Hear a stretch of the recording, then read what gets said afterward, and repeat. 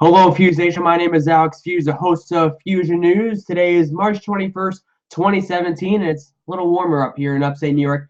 I am on the phone right now with Alexa Datt, and she has her own show on MLB.com, and she's also host of a morning show and also has her own podcast. So, Alexa, how are you doing tonight? Great, I'm doing really well, Fuse Nation. Alex, thank you so much for having me. Yeah, of course. So I have to ask, you have your own podcast, so do you want to talk a little bit about that and tell the fans, where they can listen to the podcast and what you like to talk about on there? Yeah, it's called That's What She Said because I've been a huge fan of The Office for a really long time. I think Michael Scott is one of my favorite characters in TV comedy history. And so, he always says, that's what she said. And my last name's Datt. I kind of put two and two together. And, we talk sports and we talk, lifestyle and what's going on in a lot of these athletes' lives. A little bit off of the field, off of the, court, and we get some info about what their family's life is like and what their upbringing was like and how that translates to their mentality when they play sports. And it's really fascinating. My favorite part, though, of the whole podcast, I have to say, is the end, where I make everyone tell an embarrassing story. And these guys love telling poop jokes, and they love telling stories about almost, just losing it. Either it was on an airplane or a first date or whatever the situation is. I've got these grown men with children talking about poop, but it's my favorite part of the podcast. I absolutely love it. These guys are really honest with me, so I think it's a testament to how comfortable they get during the podcast, which I feel like is a good thing, but they also have a really great sense of humor. Now, when can the fans listen to this podcast? Is it weekly? Yeah, it's on iTunes. You can check it out. That's What She Said. And that's what she said podcast.com. So we have some clips on YouTube too that you can check out. But yeah, everything's under That's What She Said. Great, thank you. And so we'll talk some Mets baseball. Yeah, I know it's spring training, but first, the World Baseball Classic is going on right now. So what are your thoughts on the WBC? Are you surprised? This has been really getting more popular than we have seen in recent years. Are you surprised by the popularity growth of this big tournament now? I am actually, because I remember talking a little bit about the World Baseball Classic when it happened a few years ago, but it definitely was not this popular. And the fact that you have a bunch of guys who didn't go to the World Baseball Classic, who stayed back in spring training, now talking about wanting to play for those teams is, I think, a testament to what the action's been like. I mean, you have these Latin players who have been so fantastic and who are so emotive and demonstrative on the field. It makes us yearn for that in Major League Baseball. I mean, I would love the way that these players act in the World Baseball Classic to translate over.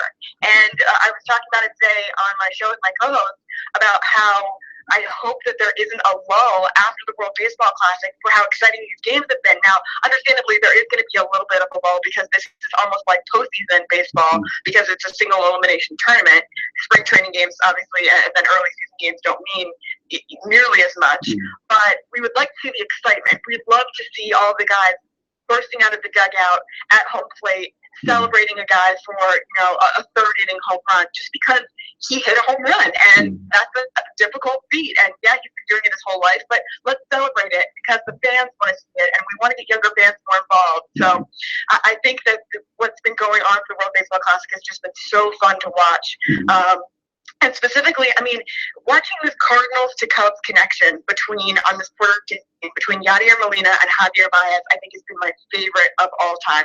Whether it's Yadier firing down second base to have Javi get a no-look tag to get a runner, or the opposite, and Javi Baez on a crazy relay play where he throws the ball like 85 miles an hour to Yadi's glove at home plate to tag a runner out. It's so fun to watch these guys who normally in regular season are so competitive because they play in the same division, playing together on the same team and watching them share the special moment. I think all of that is just so incredibly awesome. Now, of course, when something good happens, there has to be a downfall to that good, and a lot of players may not want to join the WBC because of the potential for injuries.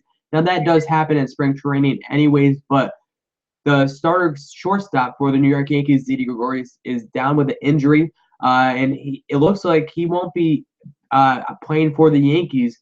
for the whole month of April. So while we are getting entertained with this WBC tournament, there's also a downfall for playing in it, right?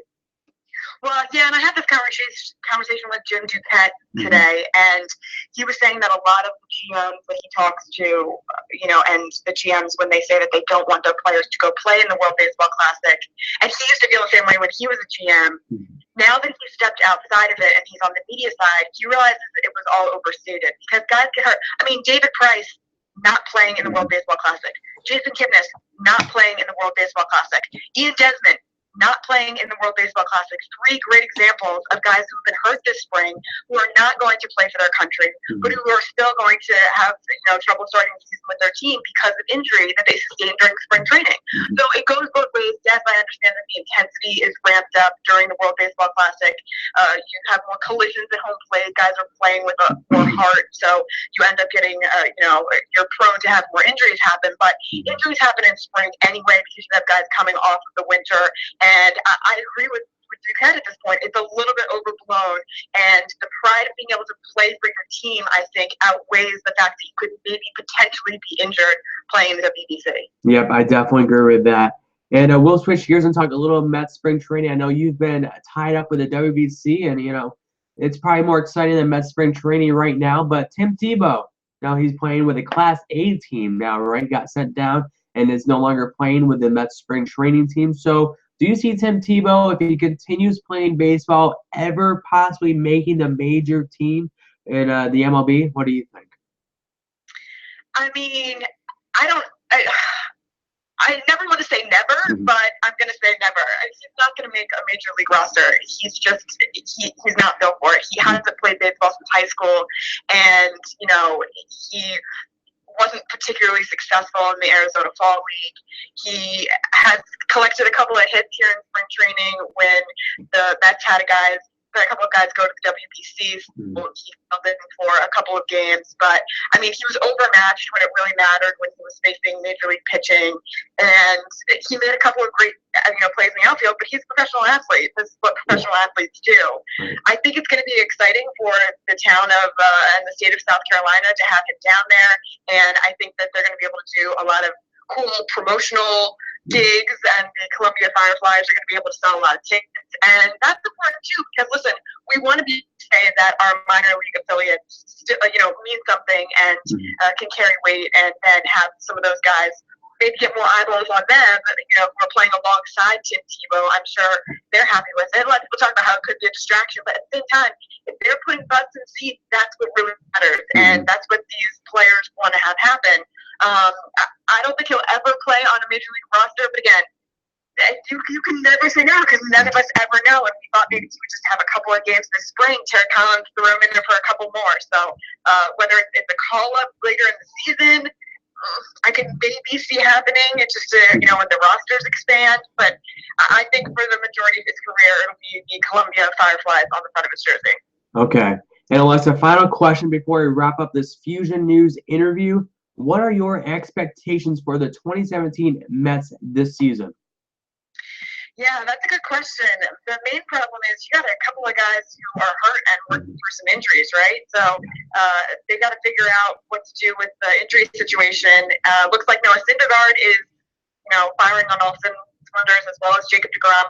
Matt Harvey, they were talking about his velocity being down earlier in spring. It looks, at least from his last outing, that he's gotten it back, although he's also kind of landed himself on page 6 with some of his extracurricular activities. So I hope that isn't a distraction for him. But the pitching staff looks, fingers crossed, to be pretty healthy. And if that staff can stay healthy, I think they can compete for the division, no question. The problem is going to be, running into that Nationals team that if Bryce Harper has, a bounce back here, could be in a lot of trouble if they're competing with the Nats.